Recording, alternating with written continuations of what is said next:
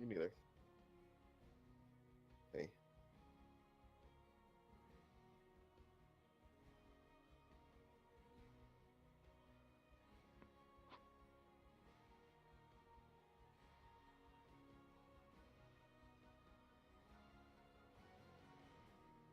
Hello. Hey.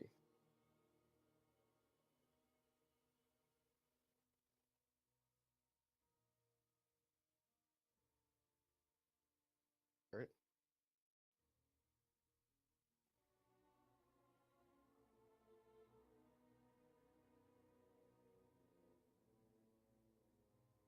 Pretty good. How about yourself?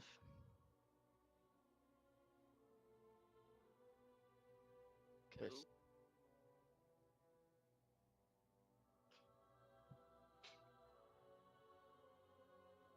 Hope it's a good one. I'm at the game, but yeah.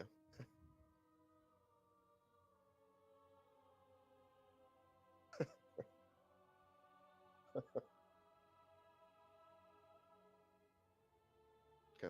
Okay.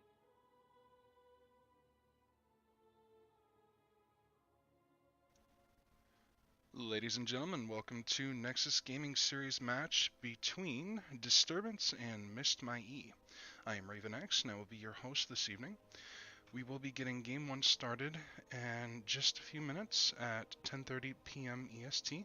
Let's go ahead and sit back and enjoy the sounds of the Nexus while we get our coin flip up and going.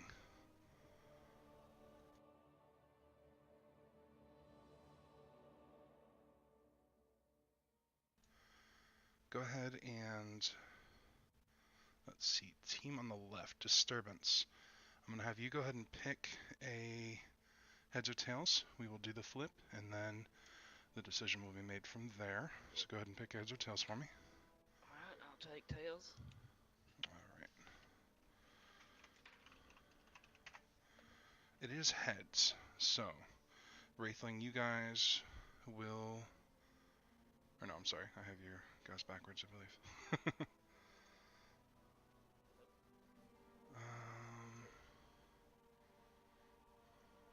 So many different people to work with. I always forget who's where. Alright, so... Yeah, missed my E. So, the dude, you will choose to ban the map first, and then Disturbance will get a map ban.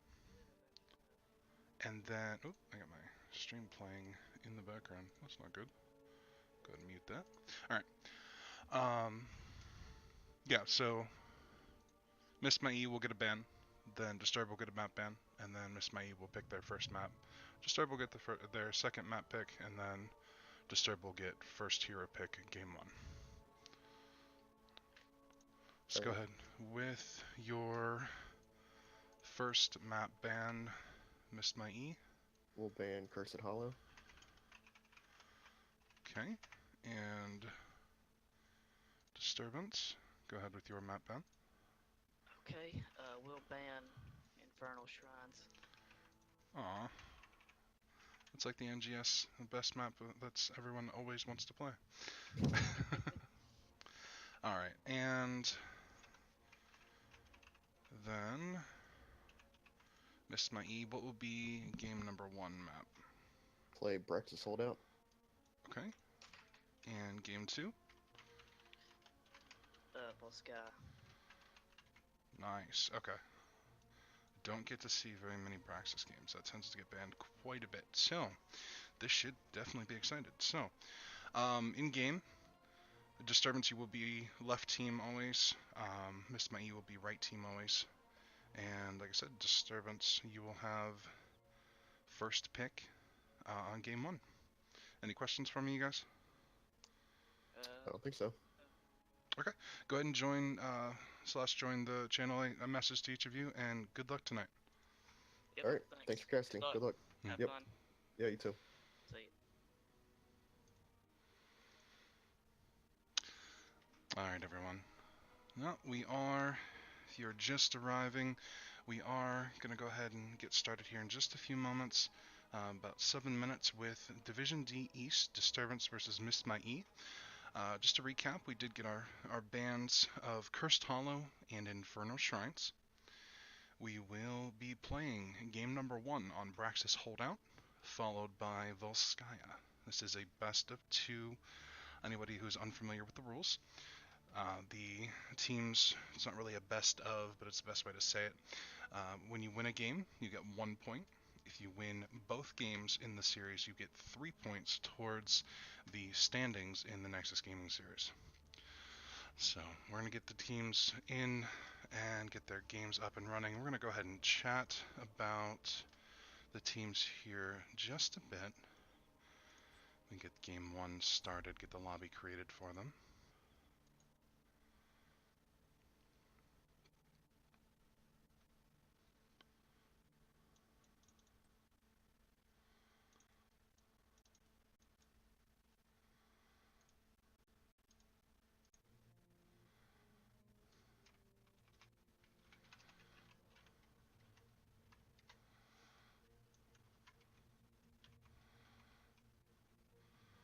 Okay, it does look like I do have everyone, so we will get them in. While we're waiting on them, we're just going to go ahead and talk a little bit about the teams. Team number 1 is Disturbance. Now we have their captain, Wraithling. He is the tank slash offlaner for the team. Looks like he's a little bit, goes back and forth with his roles. Ob is the same boat. He does do tank offlane as well, so be able to swap back and forth, see who plays which role as we do the draft, as we get into game. And Atrovian is a DPS player, as is Enemy of Entropy. I've actually had the opportunity to see a little bit of his play, their play in the past previous seasons. So be excited to see how they go as the season goes on, and this evening, of course. And then we have Mambo on support. So we have, definitely looks like we have some designated roles. Now, Disturbance is currently 0 wins, 0 ties, 3 losses on the season, so tonight they will be looking to pick up their first win, or at least add some points to their season and be able to roll along towards getting into the top 8 and make it to the division playoffs. I do know the feeling of that. My team is kind of in the same boat, so I feel the pain. I do wish them luck in trying to get some rank points this evening. Let's go ahead and we will move over to talking about Team 2, who is Missed My E. They have a current record of 1-1-1, 1 win, 1 tie, and 1 loss. So they're not looking too bad on the season so far. We do have the Dude Abode, who is actually their captain. Let me go ahead and designate him here. And then he will be playing the tank role. Born to Shine is the support. However, I've been made aware that they may be subbing out for Born this evening, so we may see, I believe it was Born they told me. Let me double check what I was told. Oh no, it's Disturbance. Mambo is maybe subbed out. Take a look and see. It does look like they did sub out Mambo for Sestrin. Nope, that's. Take a look at who is.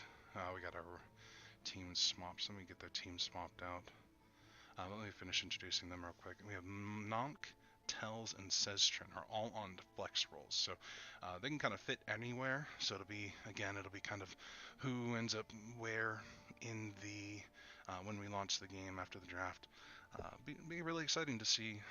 I know from a personal experience playing the flex role, having to fill in each of the different roles for the team, be it an off support, a frontliner, a ranged assassin, or even just a second actual healer when double support was a thing. It was just being a jack of all trades is something that can be highly useful, but can also be a double-edged sword in that you're not always going to be the best at any one particular role. So let me make sure I get all these teams in the correct slot here.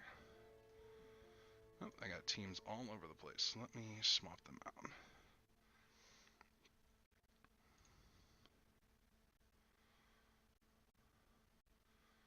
Okay, that looks good.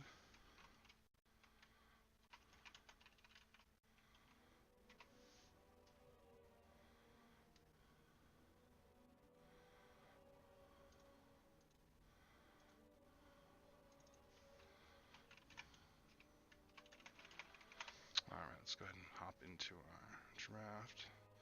So we are missing our game. Let me add that real quick. There it is.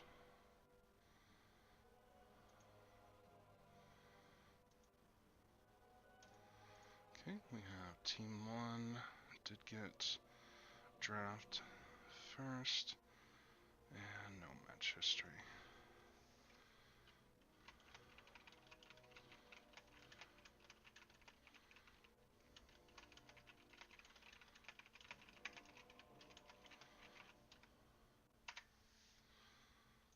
Alright, so Braxis Holdout, this isn't a map that I tend to see banned out quite a bit because of the serious cheese potential. Being a 2-lane map, there's a great potential to just take a lane and shove it hard with the first objective. I would be excited to see maybe a Sylvanas on the map.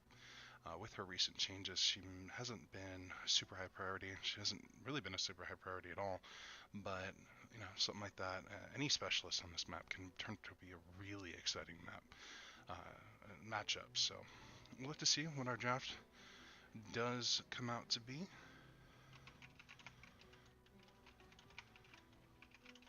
And I do want to wish both our teams good luck. I am very excited to be casting this game this evening. Let's go ahead. We will hop into the draft.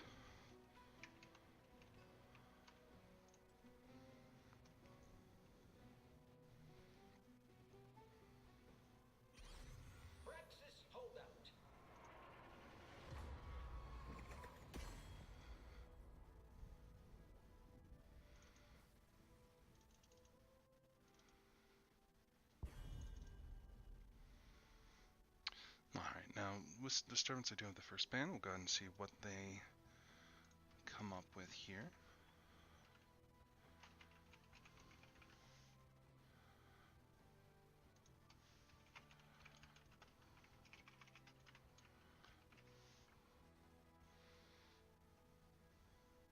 They are hovering the Maiev ban.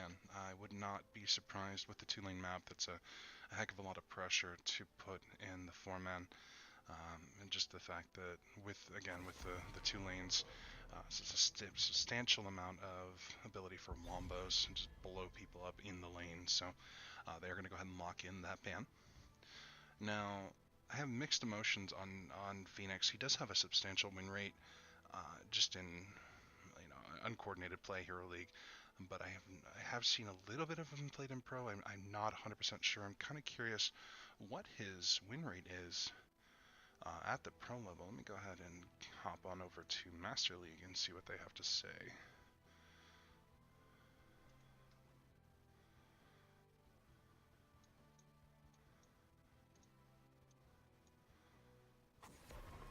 They are going to go ahead and ban out the Phoenix, since the 2 of the most recent release characters are pretty powerful. He does have a 49% win rate at the Pro level. He does have a 30% popularity between bans and picks, so decent option, decent ban. Blaze first picked up. He does have a substantial amount of wave clear, good off tank, decent amount of damage. So high priority Blaze is always a good thing.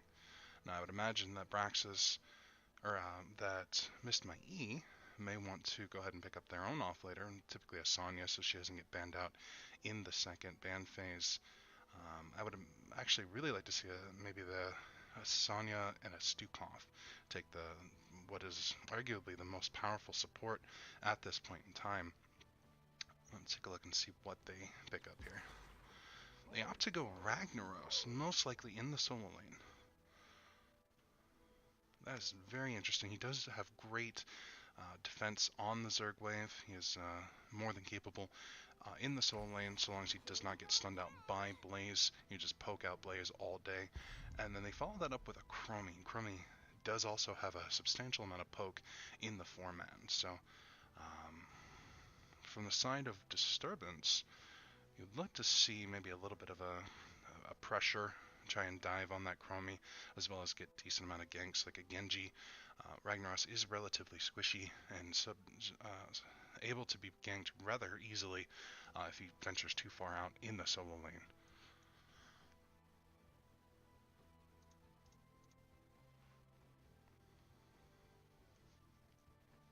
About halfway through our draft time, thinking very hard about this.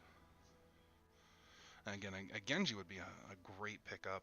Maybe, again, Stukov would be a great support to go along with him, or a Mouth, whatever their support ends up being most. Okay, so they go for a Gul'dan and Diablo. It's a decent amount of synergy. Diablo stunning or dive and grab, bring him back while Gul'dan throws his abilities on him. You do run into some potential issues with a messing up of the ults if Gul'dan throws his fear out while Diablo is apocalypsing. There has to be a substantial amount of communication between the two so that they don't end up doing that. It'll be interesting to see. Gul'dan does have a substantial amount of wave clear, and then of course Diablo has the ability to dive onto the Chromie and just get into the backline and wreak havoc. We're going to be on our second round of bans. I'd like to see, let's see, with the support, I would like to see a support choke. However, since both teams do not have a support at this point, Miss Mai may want to opt to get rid of maybe another DPS. Okay, so they opt for a Cassia. It may show that maybe they're opting to go for another AA assassin that Cassia may run into issues with. I would actually like to see maybe an Illidan. That'd be really interesting, though. That is a pretty nasty front line for him to go up against. And Disturbance is hovering Malthael. So with the Ragnaros, Malthael, they don't really need another Soul Laner. I don't often see Malthael in the solo lane, or in the 4-man, but I guess Ragnaros could run in the 4-man if they so chose to do so. It's not really a necessary ban.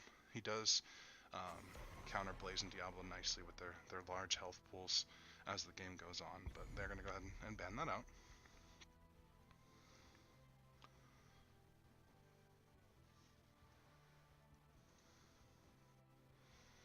And again, supports, I'm surprised, no bans, no picks from any support, so I don't know if that's a Division D thing. There is the Stukov.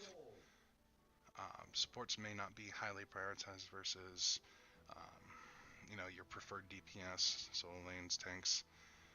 Just trying to set up what you want with your combo, like in this case, the Diablo, Blaze, Gul'dan. I'm curious if they're going for some kind of wombo with that. Now, the side of Miss My E, they don't have much of a front line. They do opt from Leoric. So with the Ragnaros and the Leoric, I wonder if they're playing Ragnaros just as an assassin. They're going to run him with the 4-man, run Leo in the solo.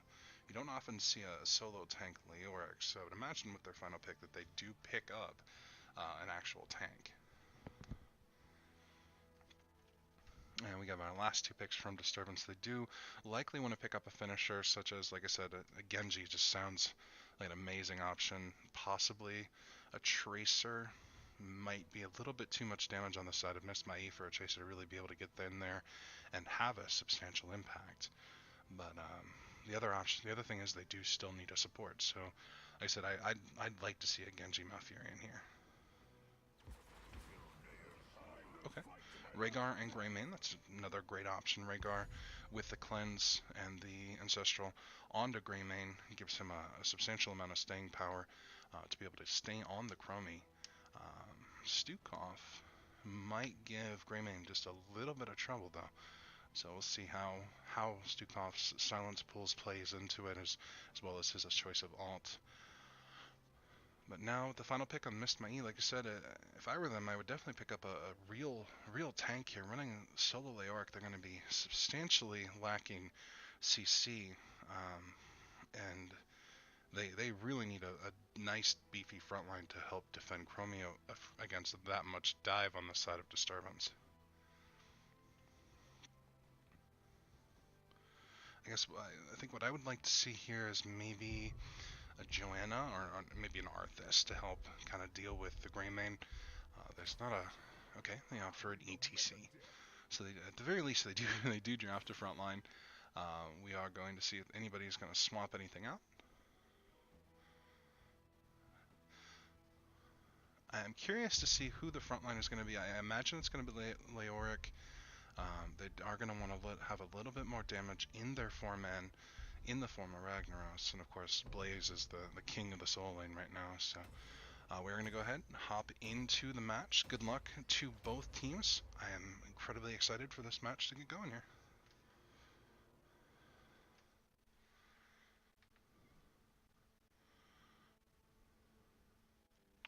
Now, if you are just joining the stream, this is once again Division D East Disturbance versus Mist My E. I am welcoming you to the cast. I hope that I am entertaining and able to offer my limit of my knowledge to you as to what's going to be happening in the game, and just enjoy the show. If you do enjoy yourself, find me entertaining and knowledgeable, go ahead and give me a follow. It is greatly appreciated.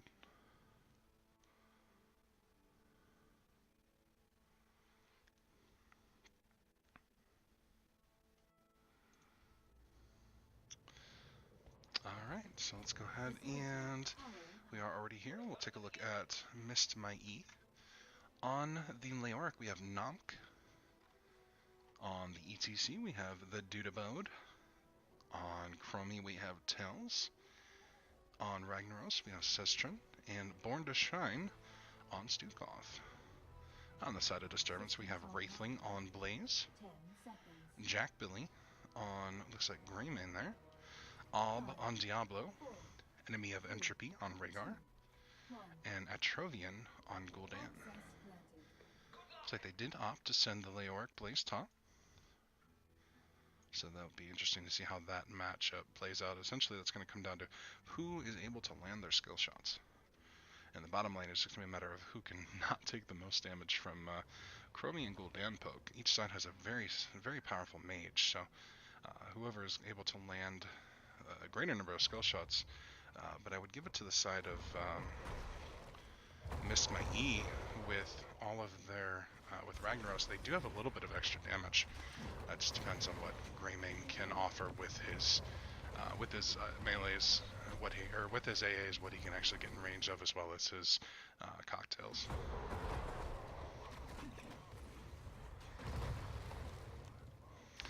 I am currently working on adjusting my sound, trying to get it to fit to me versus the sound, so if the sound is extraordinarily loud, just please let me know.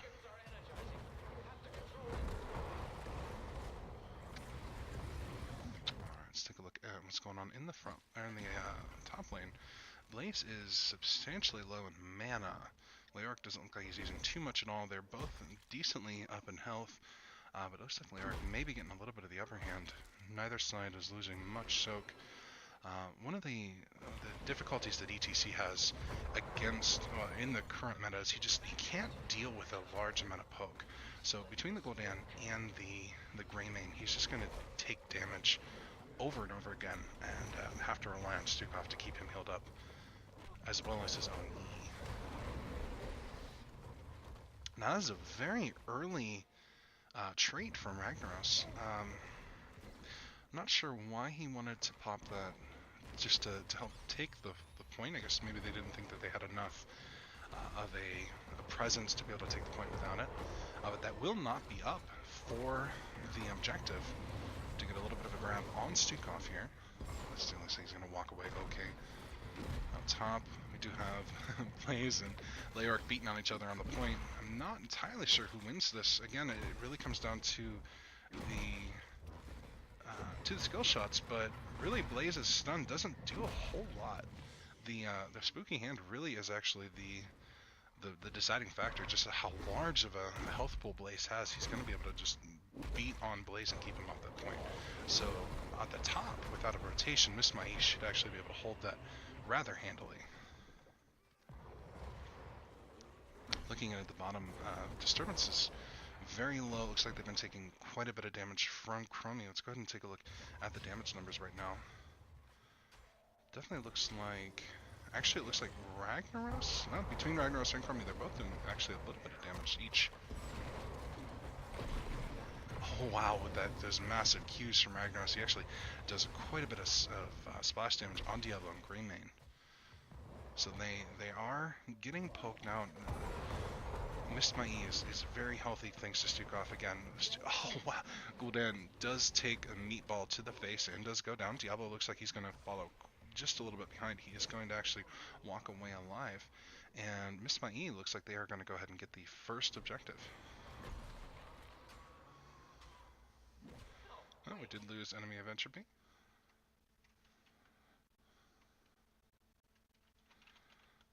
Okay, we will go ahead and pause here.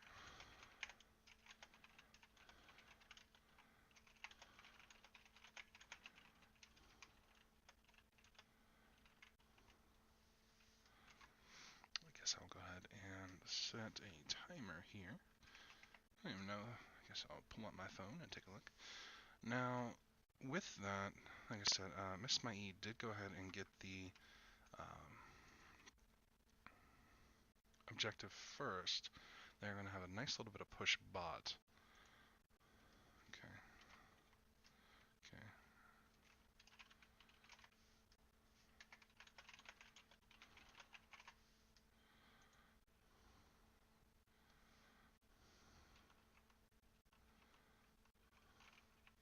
Oops. Resume. Alright. So we got our first Zerg wave. We will see what kind of a damage that can be done here with the Chromie. They're going to go ahead and be able to poke from behind. There's nobody's really safe from the Chromies and Qs. Actually does massive damage to Diablo and Gul'dan both. Now, with this pushing, I'm going to go ahead and I did not get to take a look at our talents. So we have Neural Stim Pack on Blaze, Devil's Due on Diablo, False Totem on Rhaegar, Viciousness on Greymane, Echo Corruption on Gul'dan, so he's looking to poke and get a large amount of burst on the backline. Prog Rock from ETC to help sustain himself and his team. Sulfurous Hungers, so Q build from our Ragnaros player here. Consume Vitality on Leoric. Time Walker's Pursuit on Crummy. And Growing Infestation from Stukov. So nothing really seems out different. The Neural Stim Pack is a little bit different. It doesn't help you substantially in the solo lane. But it may help with the mana issue. Now, Missed My E did take the first fort of the game with that Zerg wave pretty handily. And they are going to go ahead, both teams are going to go ahead and split out to do camps top. Both sides do seem to be getting a decent, or holding each other in place. Nobody's getting a really strong push against each other. Bot, we did get our camps on each side. Let's take a look. We did get level 7 on Missed My E first, so we will take a look at their talents. He took loudspeakers and hammer on, so a little bit more melee damage. You don't often see that talent taken, just because his auto attack damage is just not all that substantial. Oh, we did get a Leoric grab. He did rotate. It looks like they're going to go ahead and rotate because of the fort. Let Leoric solo bot. Now that could be a problem for them if Disturbance just continues 4-man bot. They may end up trading a fort. Both teams may end up trading a fort if they do not rotate out top. So this actually may be potentially a good decision for them, but at the same time it may bite them because Blaze will have a really hard time defending top by himself, just like Leoric is bot. They're going to actually dive in on Leoric. Not a whole lot he's going to be able to do. They are going to get the fort. They may get it much faster than Missed My E, so they might be able to rotate quickly enough top to defend their fort and make up that little bit of experience. They are half a level behind at this point.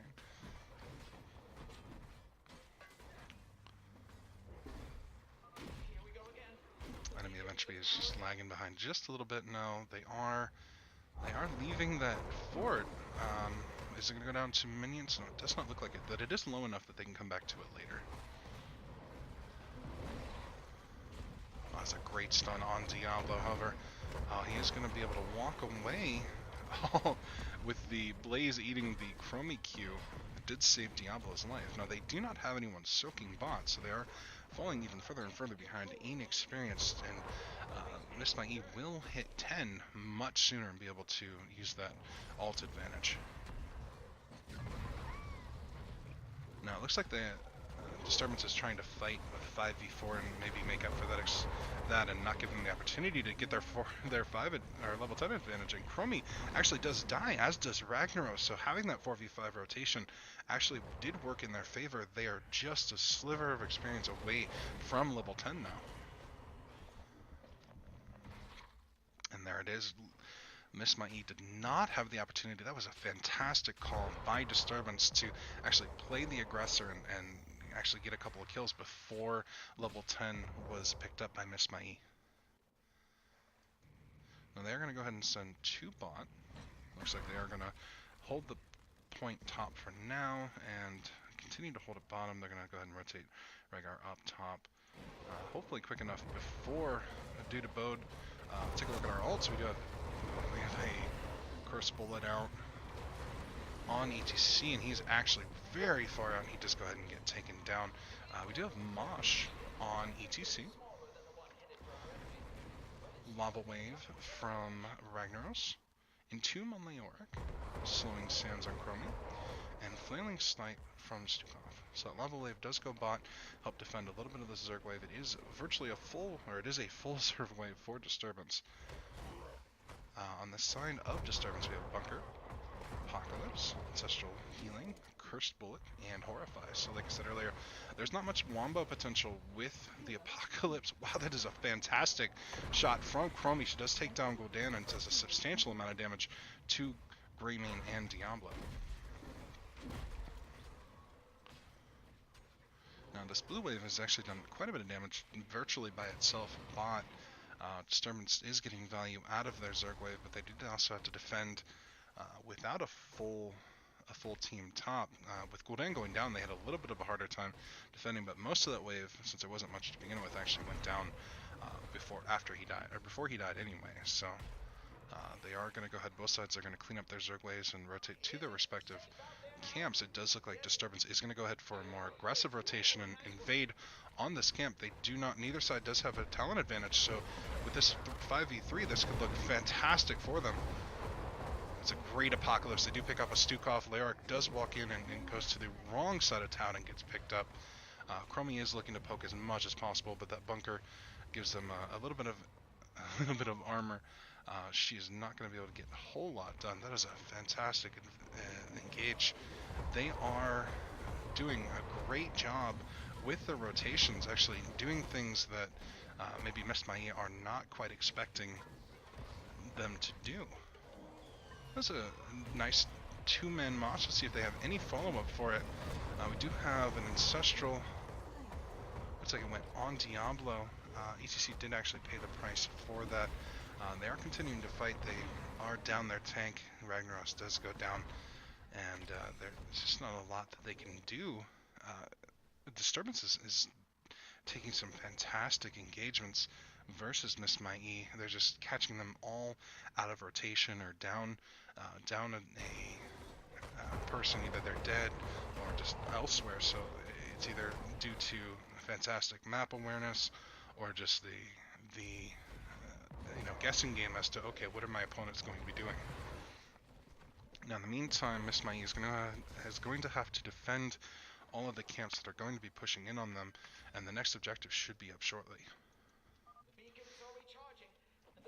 Now Miss My E did get a 13 talent tier advantage, however they're not going to be able to make much use out of it again because they did have people dead during that time. And Disturbance will have a little bit of an opportunity to go ahead and push in this top fort and try and take this down during this next phase of objectives. There's a nice lava wave into an Entomb. However, Leoric is actually going to take the bulk of the damage from that. Lava wave actually did surprisingly little damage. Greymane does actually take quite a bit of damage. However, Rhaegar's going to go ahead and throw down the healing ward and a couple of Qs, get him right back up to health. Since they are 5v4, they will handily take this top objective. Meanwhile, bot will slowly push minions in.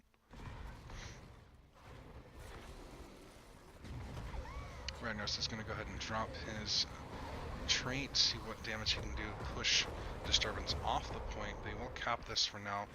Disturbance is, yeah, they're probably just going to go ahead and rotate bot and trade these out.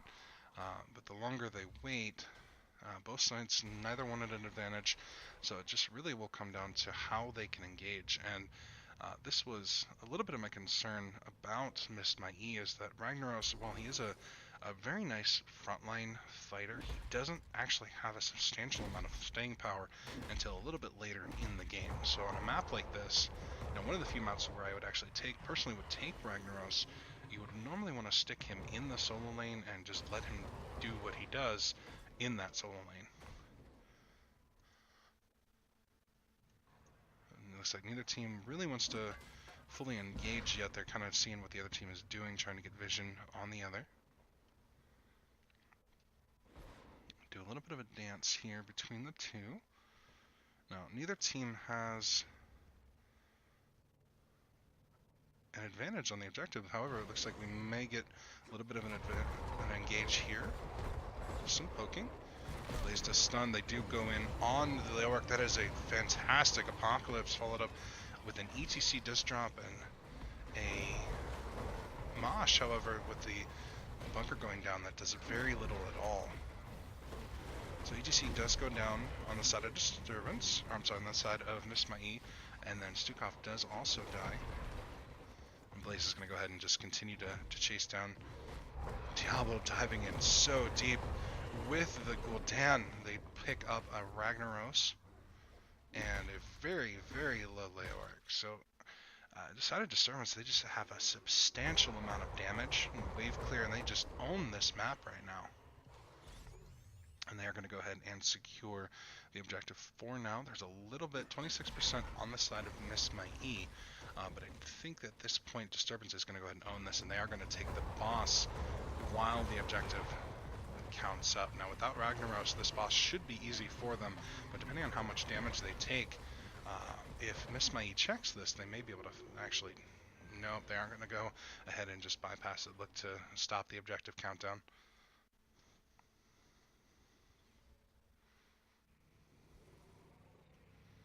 A little bit of a bush gank coming from, nope, they did show. I do believe Nomp did see that. I could be mistaken.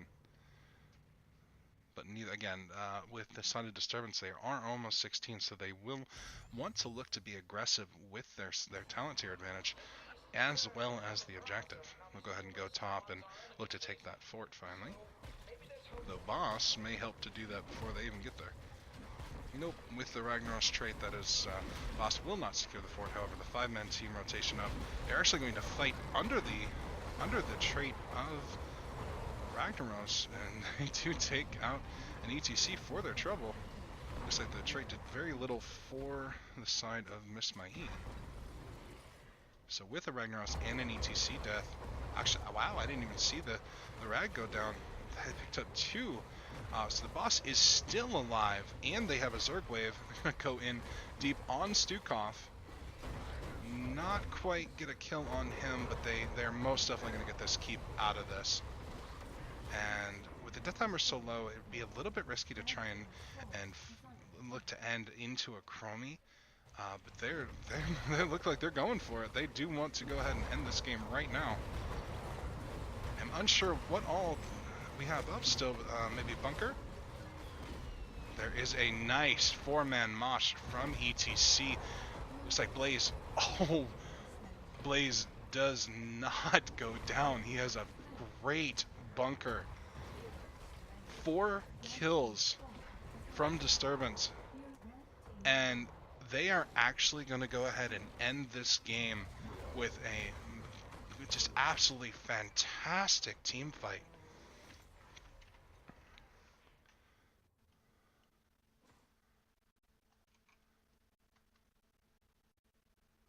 Alright, we'll go ahead and look at our post-game stats here.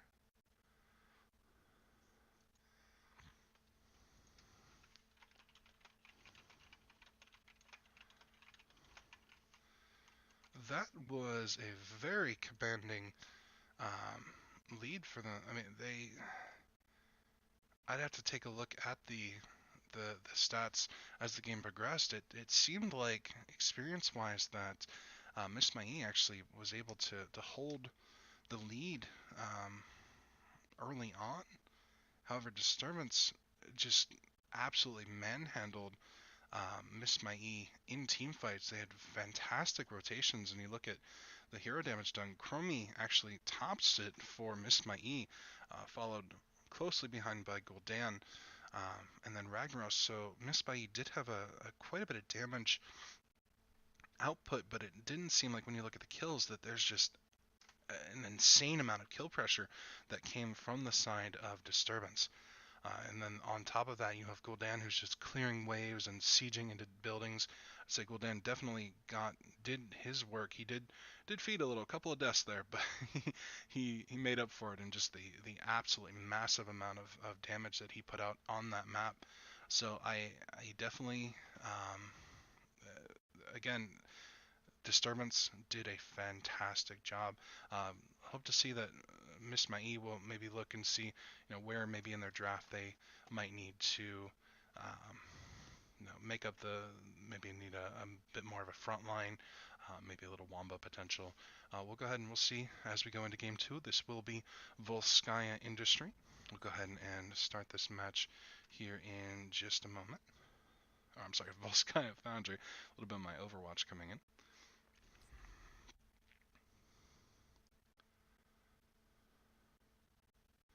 Now, if you are tuning in, this is we are going to go ahead and we're going into game 2 of Disturbance versus Miss Mai.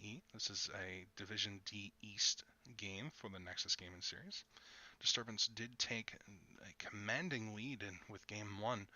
We're going to go ahead and we're going to go into game 2 again on Volskaya Industry and see what we can get. That was a very exciting match, and seeing just all of the team fights go, it was incredible. That's all the more I can really say about it. Alright, let's go ahead and get our teams into this lobby here.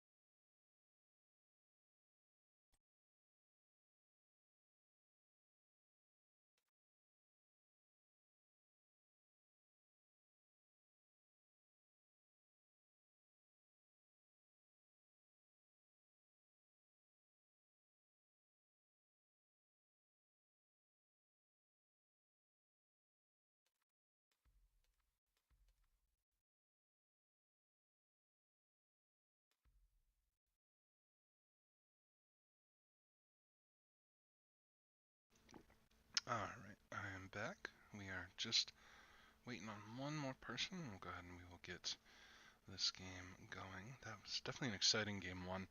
I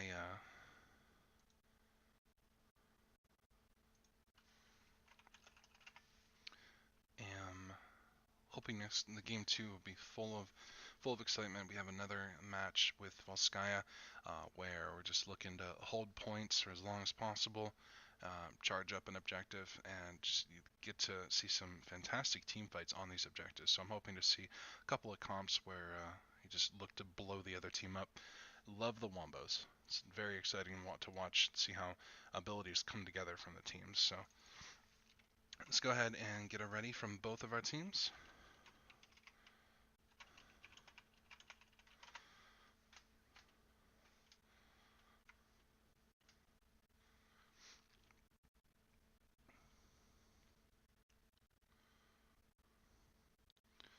Alright, we're going to go ahead and get started. Move on to game 2. Disturbance up 1-0 at this point in time.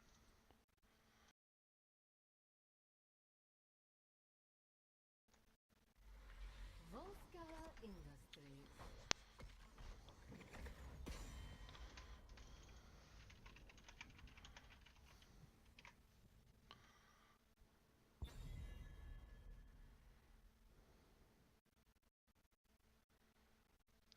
Alright, now we do have Miss My E with the first pick in draft this time. We'll go ahead and see what they decide to ban out. Maybe we'll get to see a little bit of Maev from them.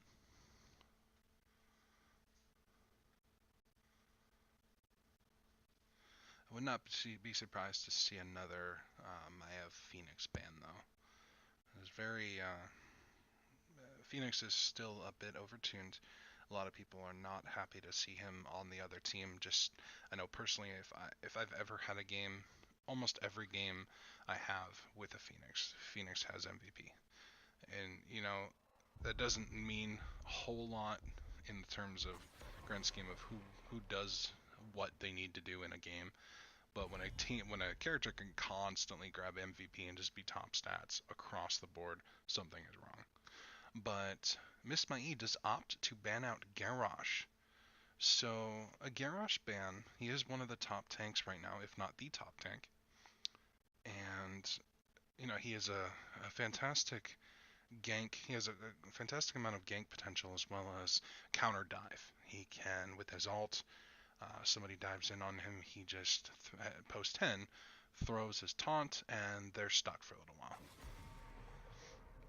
It looks like Disturbance just go ahead and opt to counterban with another tank. They're just going to go ahead and respond in like. Now that does leave up Phoenix and Maev, so we may see one apiece on each side. Just depends on whether whether one on each team has the ability to play either of the characters.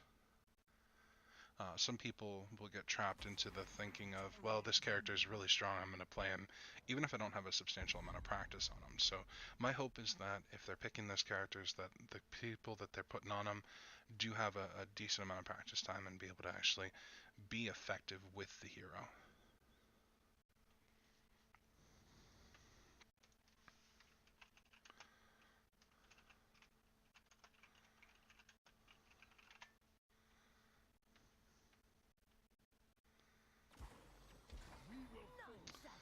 Alright, we see a Varian and Maev pick up from Disturbance. So those two together, you do have a little bit of dive potential. It's definitely single target focused with Varian.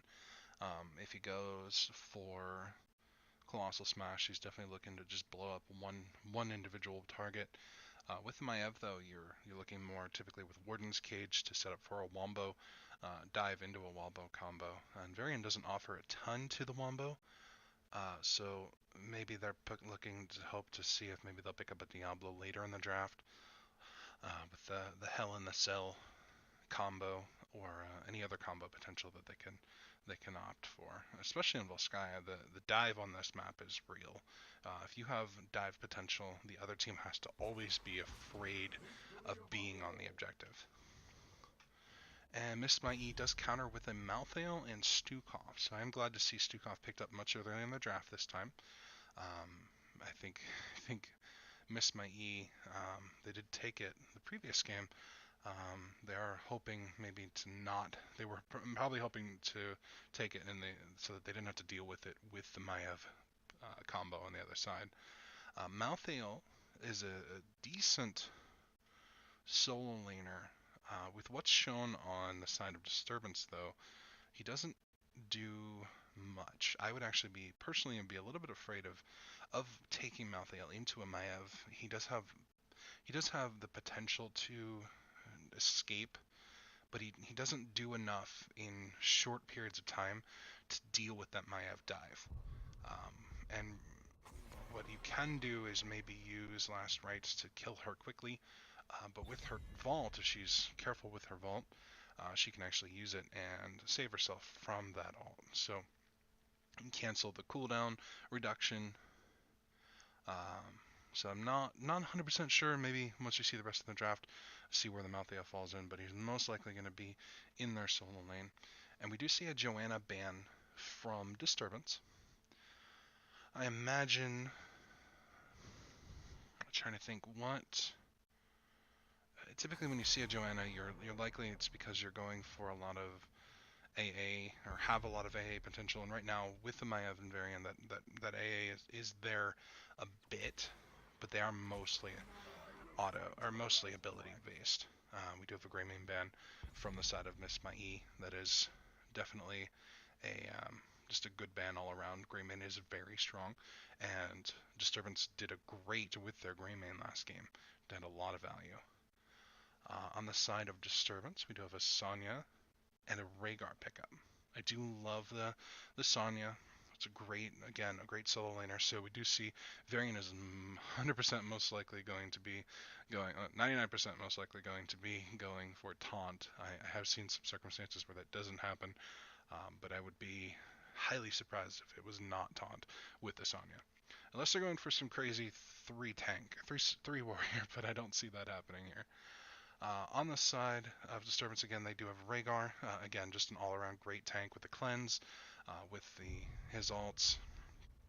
They could even get away with we could get some nice spicy memes of Bloodlust. And speaking of memes, we have Cho'Gall on the side of Mist Mai. I am very excited to be casting a game with a Cho'Gall in the NGS Division D. I knew it was a great idea to pick up a Division D team, or Division D cast, and this is why, folks. We get a Cho'Gall on Volskaya Foundry. It's just good to see what we can do with that versus what's on the other side. Right now, there are not very, very strong counters from Disturbance on Cho'Gall, especially with Varian having to go taunt. He's not going to be able to lower the armor on Cho'Gall and be able to blow him up. I would imagine that the response pick here from Disturbance is a Tychus. In my mind, that's the only option for them to be able to deal with the Cho'Gall.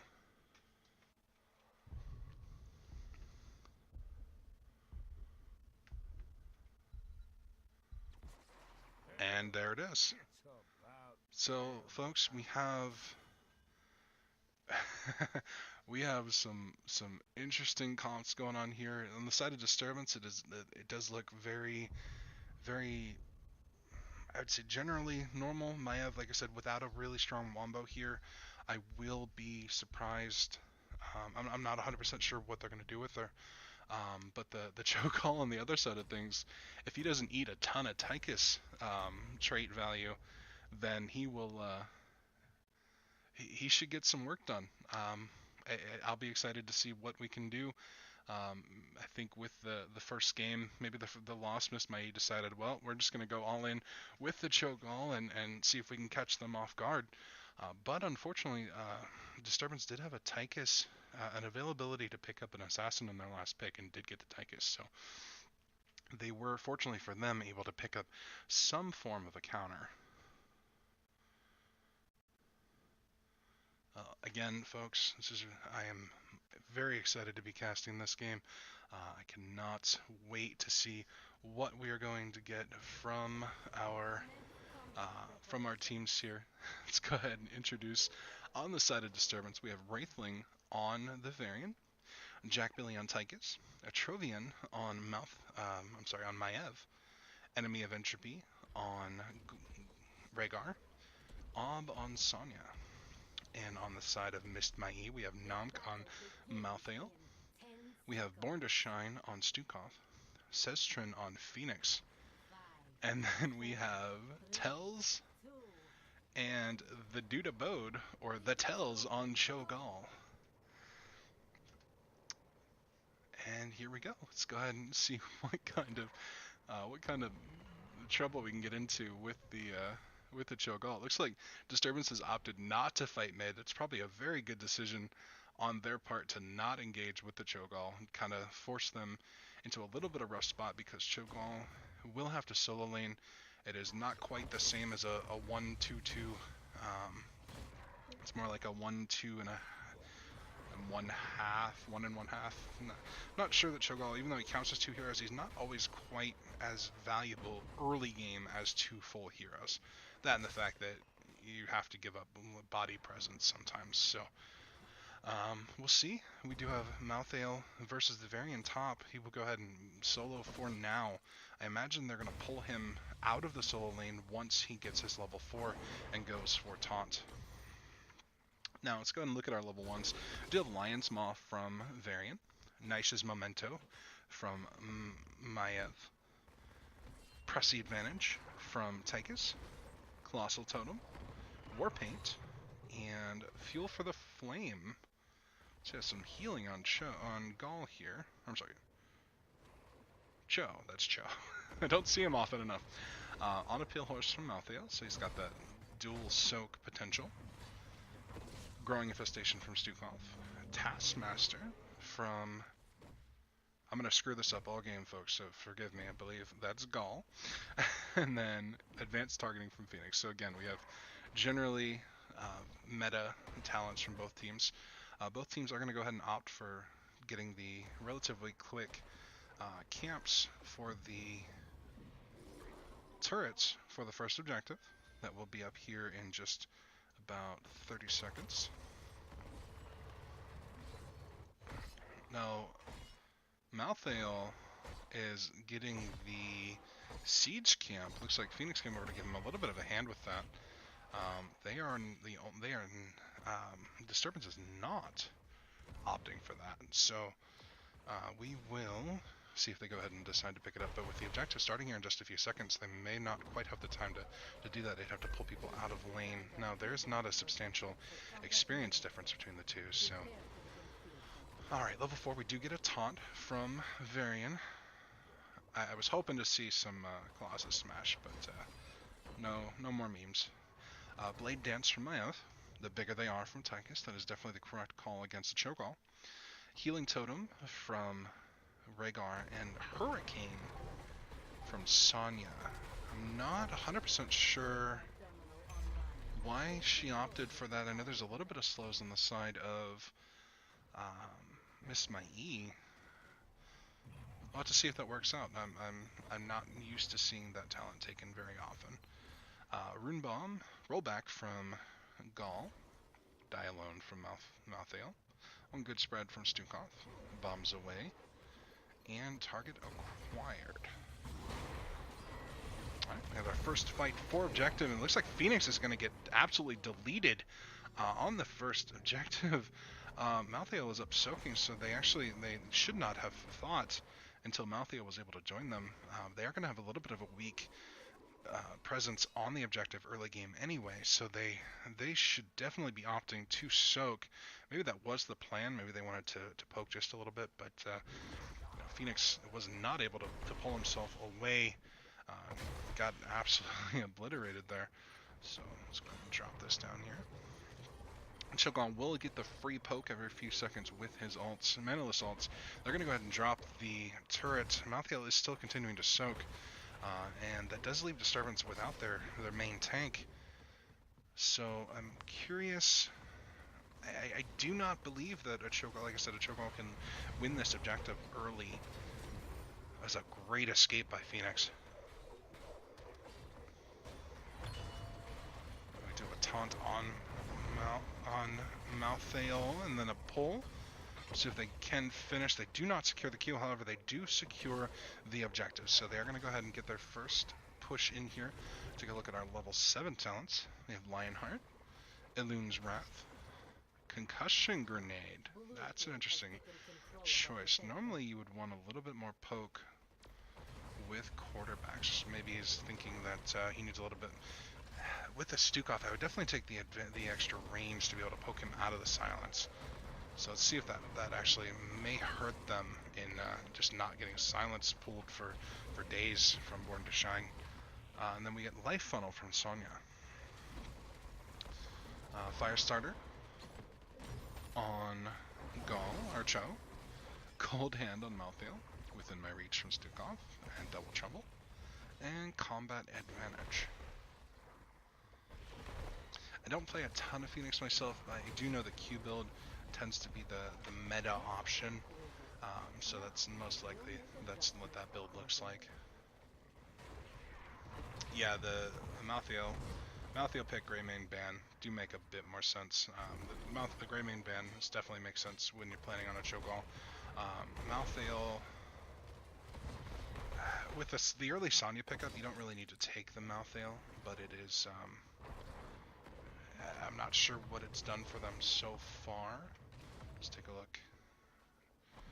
The only death has been on Phoenix. Malthael has been doing quite a bit of siege damage. He's getting a little bit of soak in, so as a soul laner, he's okay. He's not hurting them, I don't think. Just see how it works out for them on these objectives as we get farther and farther into the game. Got a siege camp pickup from the side of Miss Mai.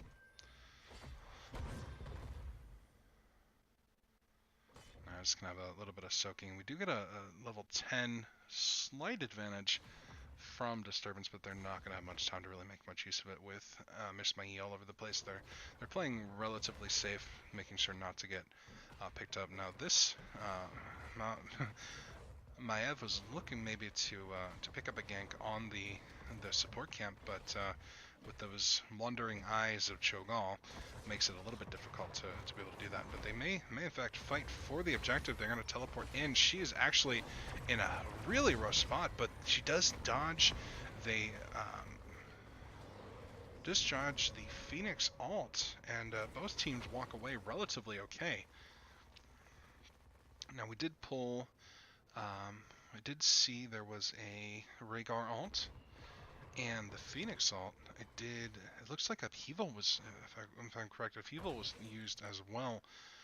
Objective should be up here any moment, so let's see whether or not being without the two ults on the side of Miss Mai is actually going to be detrimental to them. Now Tychus has opted not to pick his ult yet, and I'm not sure quite what he's waiting for at this point. All the ults have been taken on the side of Miss Mai. Okay, it is Odin. So let's go ahead and take a look at the rest of the alts. We do have Warbringer on Varian. That's going to substantially reduce his survivability on these team fights. Maybe he's looking to be able to charge more often onto Phoenix or Stukov, because they do need to get past Cho'Gall onto that backline in the late game, or Cho'Gall is just going to completely destroy them. We do again have a Warden's Cage, but again, no real wombo to work with that. You do have Commander Odin, maybe that's a bit of a wombo, especially at level 20 with big red button. Ancestral Healing, of course, did see that used. Wrath of the Berserker. Upheaval, again, I think we did see that used as well, but that should already be back up at this point. Last Rites on Malthael. Flailing Swipe on Stukov. Twisting Nether on Gaul. And Purification Salvo on Phoenix. Now, Phoenix did hop out safe. We do have a Twisting Nether out into an Upheaval. That was a great grab, and then we're going to have a Phoenix ult on top of it. They do pick up 2 kills with that absolutely fantastic combo there. But they are going to go ahead. That is spent all of their abilities. They are a little bit low, and Malthael is continuing to soak lanes. Maybe they're opting for a little bit more of the split push, seeing as they have a relatively strong, shall we say, 3-man here. With the Cho'Gall, Stukov, and Phoenix. Phoenix and Cho'Gall do a substantial amount of damage on their own. Go ahead and drop that here. And like I said, Malthael is just looking to soak for days and get his team as much of an advantage as possible. Miss Mai will have to be careful not to get caught out too far without their full 5 men.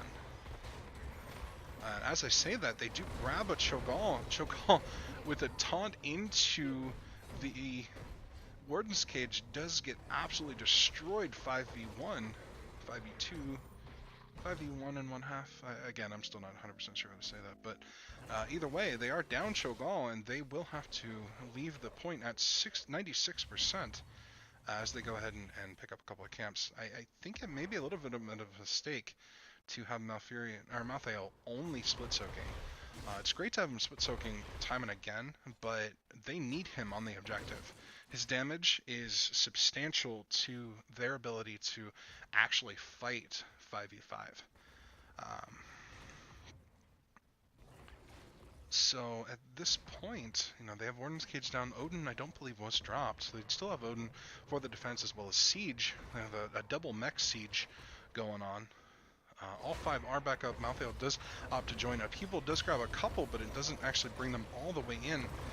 They do get quite a bit of damage on Tychus. Tychus did not get the Ancestral in time. Varian also goes down.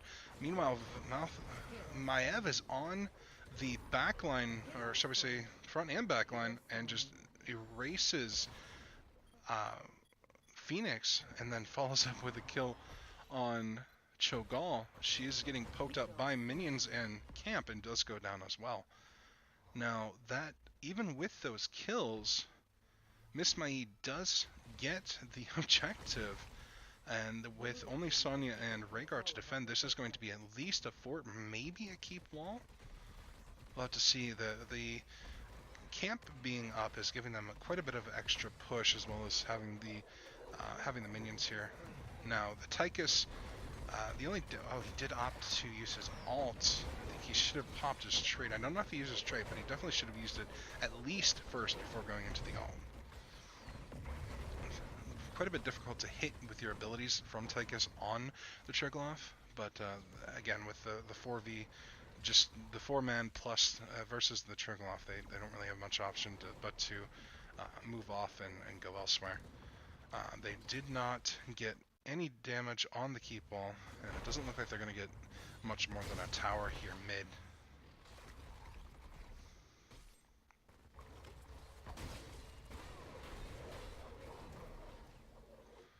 Meanwhile, Cho'Gall is bot, opting for a little bit of a split push with the Cho'Gall. However, he may get grabbed here. Nope, the Unstoppable. Very nice winding up with the arm here. They're going to go ahead and walk away safely. Alright, teams, let's go ahead and opt to move out to their respective camps. Both sides getting 16.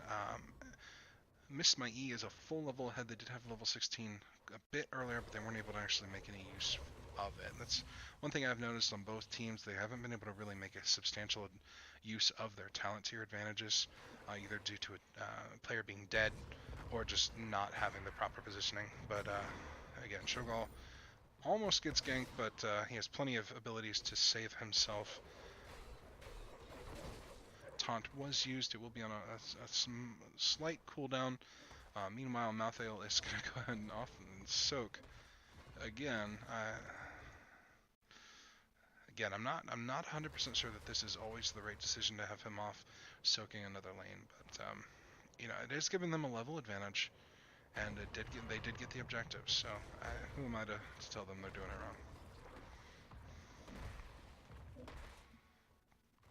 Malthael's going to go ahead and opt to get a camp. I imagine now that they've seen the cap, Disturbance may opt to do their own.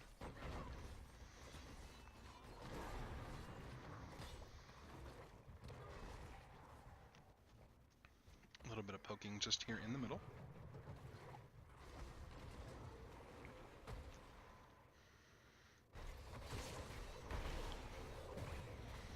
And the camp will be cleared pretty quick.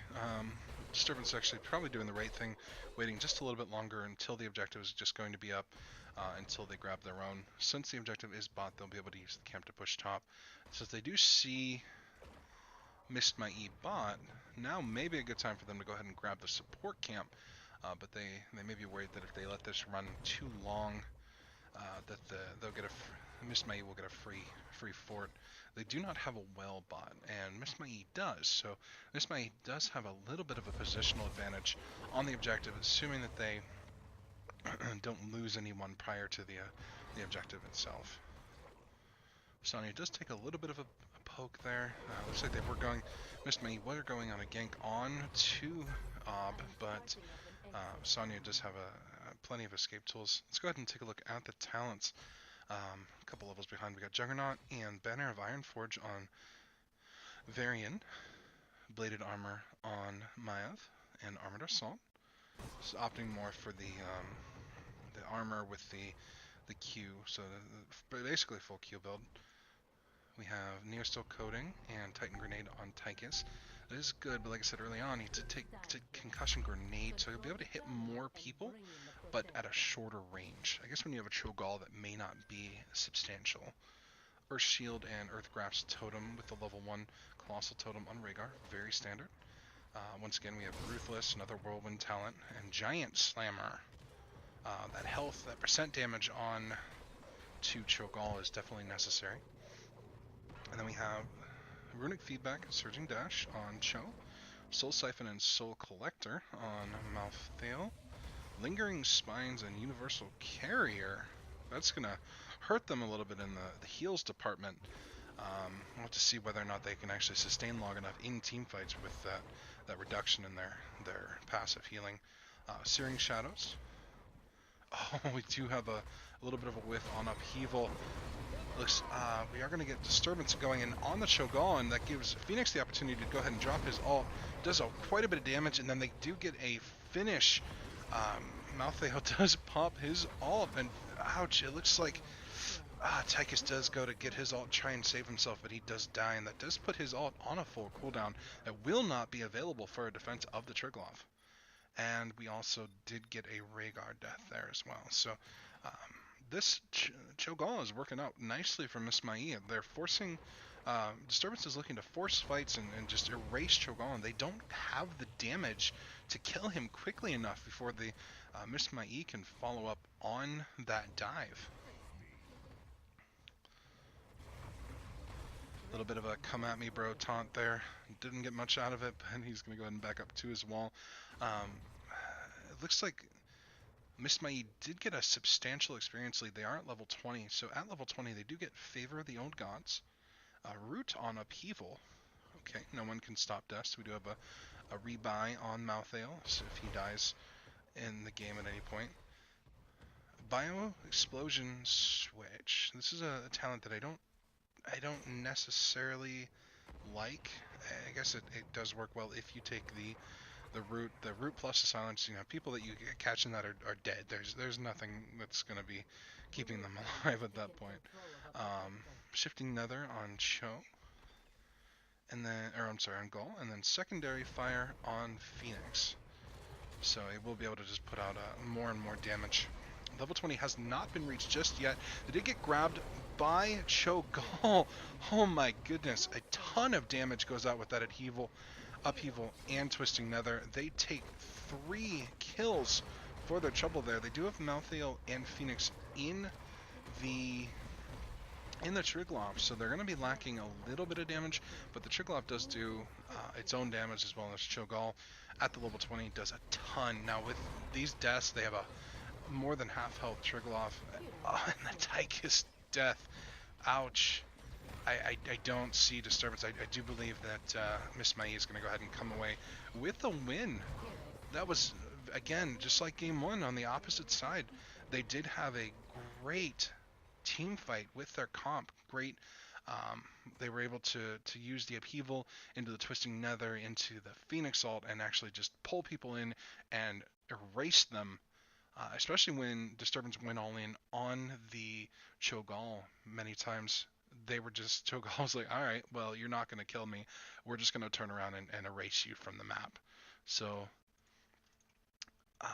game 2, that was Miss Mai did a fantastic job. The Cho'Gall, I think, caught Disturbance off guard. And even though they were able to pick up the Tychus counter, yeah, Cho'Gall is very strong late game and just wrecks. You look at the talents here, or you look at the stats here. Gall just absolutely laying out damage on top of damage, and then you have Phoenix and Malthael limping in from behind. I talked about it in the game. I didn't know if Malthael was always doing the right thing, being off soaking so much, but you know, it gave them, at the end of the game, between the team fights 6-13, they did have almost nearly a 2-level lead, and they had a substantial lead throughout the game. And again, I was wrong. It did help them tremendously, and he is 5-0. He did almost get top deaths right behind, or top kills behind Phoenix, and never died. So you can't kill death, but he will out soak you like crazy. So these were both really fun games. I'm going to go ahead and get the captains in here. I'm going to grab, I think, let's see. Who do we want to grab first? They did split, so I'm going to grab, I think, Wraithling first.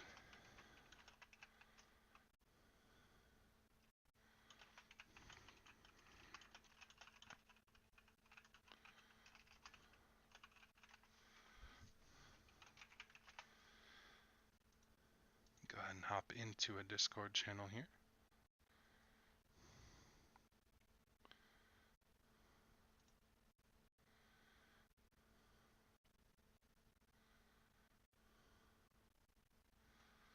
A little bit of music going while we wait.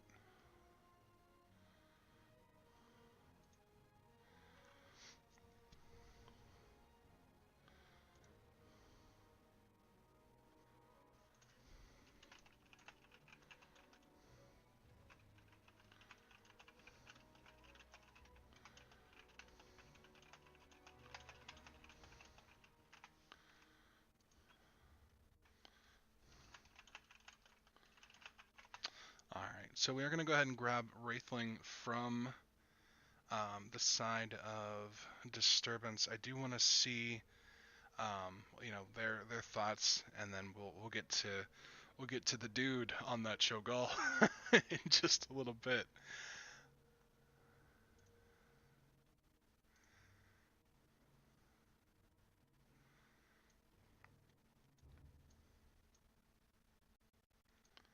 Ooh, looks like I cannot grab.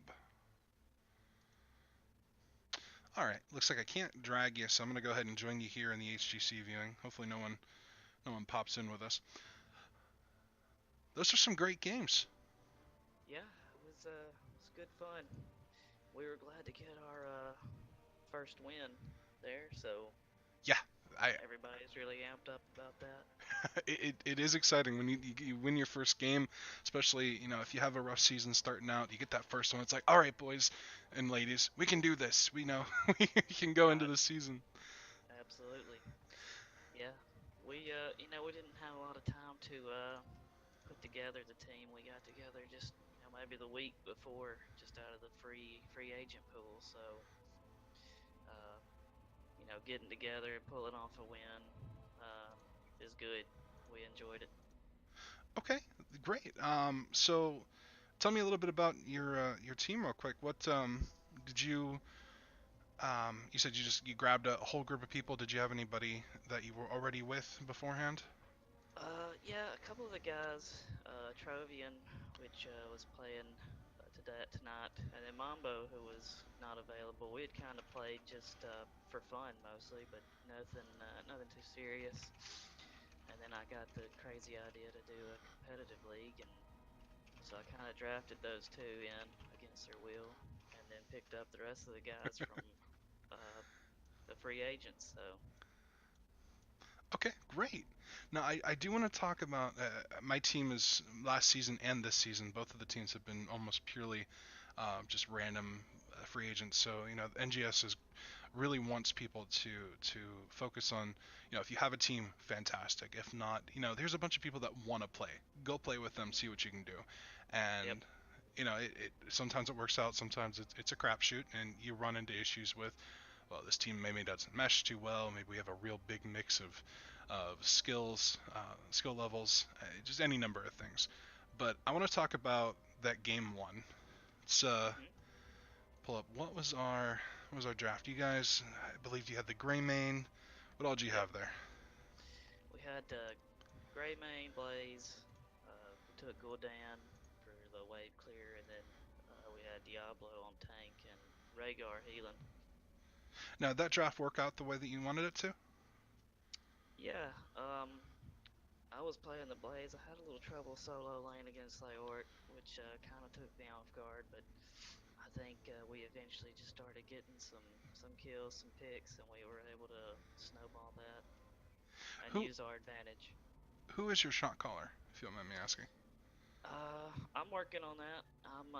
And it's kind of me, and kind of the whole team is, making calls. When I'm off laning, it kind of falls more probably on enemy. Okay. To take care of the shot calls. Who made that first rotation right before 10 on that top shrine, objective? Who made that call to rotate? can't honestly remember. It's when all that stuff's happening, everybody's just kind of communicating and trying to figure out how and what to do to get everybody in position to try to make something happen. Oh no, I get it. To be honest with you, though, I just don't quite remember. That fight, that caught me off. I mean, you guys did the right thing. I'm glad that you rotated right before 10. You as 5. Did you see that they had someone missing at that point? Yeah, I think on the one right before 10, I think our idea was we just wanted to make sure we totally captured a point and got a fight in before 10. Because if I remember, we were both really close, and we just wanted to try and get there and lock one point down, because we had already lost one wave and we had lost 2 forts. We just felt like we had some catching up to do. Yeah, they had about half a level on you, and you guys rotated and just absolutely destroyed in that team fight. And then from there, you guys came online. You just fight after fight. You ended like 18-2 in Right, kills. yeah. It was insane. Yeah, it seemed like after that, like you said, everything started clicking, and we really got some fortunate engages where they were out of position, and we were just kind of hitting everything right. Then you get that final call to end. I questioned it on stream. I said I don't know. Death timers are so low. The most of the Zerg wave's dead. The boss is almost dead. They're kind of low. I don't know that they want to go for this. And then you guys went and just killed them under core. Like, oh no, this game's over. Yeah, well, once we got the boss and I actually thought we were going to get the full wave, just like the last tick was almost there, but I called start going up in and try to end. And, I think their Leoric had rotated down and just recaptured it, so we had to have another fight there. But, I was thinking this is our chance. If we don't push here and capitalize on a full wave with the boss, then, I just don't know if we'll be able to make it through a comeback, because this game is just so you do everything right and then you mess up once and it's over. So I No, was afraid if we didn't capitalize on that big push, then we were going to be in trouble. it was a great call. Now great. Like I said, first win. I do want to talk about game 2. That draft, did Shogun catch you off guard? Absolutely. We figured out why they wanted to ban the Malthael. We thought maybe they were big Malthael players and they got upset when we banned it the first time around. So we were kind of like, well, Malthael seems like an odd ban. But then they picked Cho'Gall, and we knew exactly what was going on. Yeah, they took the Malthael and banned the Greymane. I figured the Greymane was a counter ban to you guys since you had it game 1 and were pretty effective with it. But then they locked Cho'Gall. It's like, oh no, they're not allowed to have Curse Bullet. That's what that's about. Right. Yeah, we took Tychus. We thought we'd be able to counter Cho'Gall with Tychus, but we really weren't able to get the engages that we were looking for, and it ended up costing us at the end of that. Yep. Well, again, congratulations on your game number 1. Do you have any shout-outs that you'd like to make before we go ahead and move on to our next team here?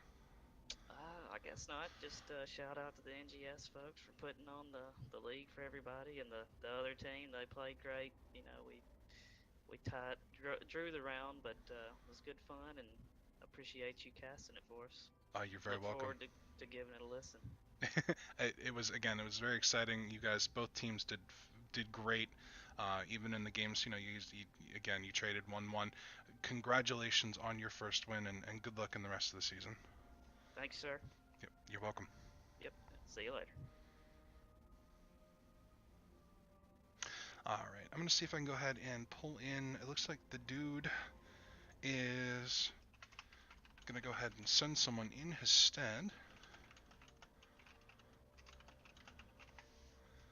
Let me go ahead and get them in here, and we'll have a conversation about. I gotta ask about the Cho'Gall. It's the only thing on my mind, but we'll talk about game 1 first. We'll get to the Cho'Gall. Hey, if you're here, we just wrapped up game 2. We did interview Wraithling. I don't know who I'm interviewing for Missed My E, but this was Disturbance versus Missed My E. We did trade 1 game apiece. If you are just coming into, both teams again had a great game. Each one took their own game very well. So we're gonna go ahead and get someone from. Oh, I do have the dude Matt. Let me go ahead and get him in here.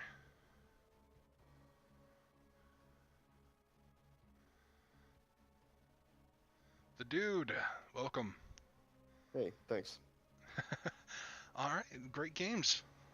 Yeah, thanks. It was fun. I do want to ask, game 1. How did that? Obviously you guys went down that game. They had a pretty commanding team fight on you.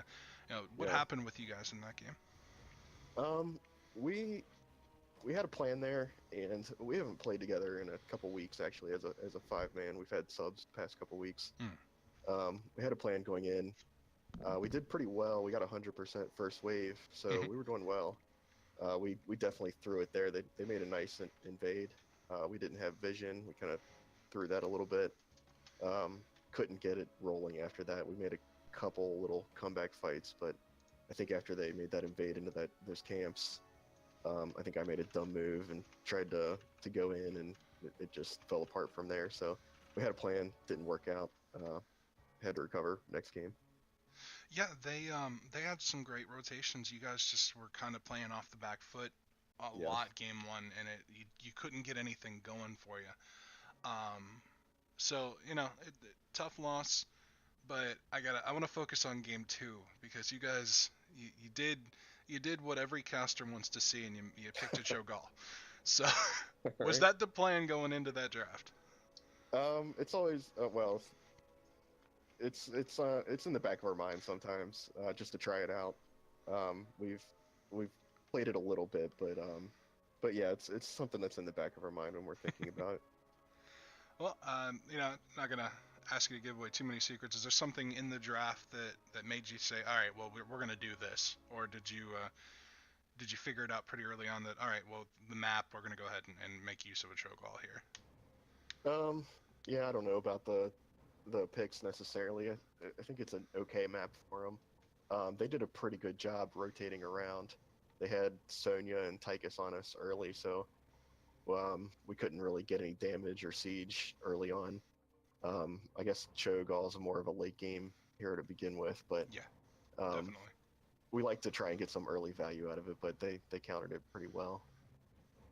All right. Well, the one of the things I questioned in that game was the Malthael soak. Was that a team call or a personal call by the Malthael player to just be in another lane the whole game? It was kind of it's a team call. We've played with that before. He takes on a pale horse at 1, so gets that extra movement speed. He can generally stay safe, soak lanes while the rest of the team is causing chaos somewhere else.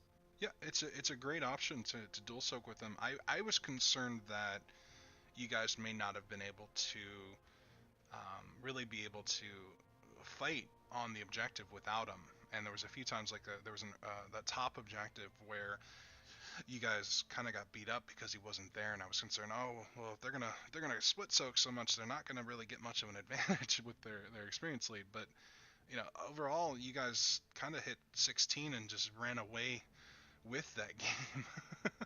Yeah, there's some nice power spikes in that comp at 16, so that's what we were waiting for the whole time, just trying to stay neutral at least until then.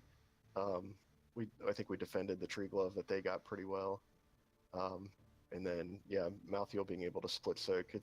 We've had varied success with that. We've been burned by it before, and we've won games with it before, so it goes either way sometimes.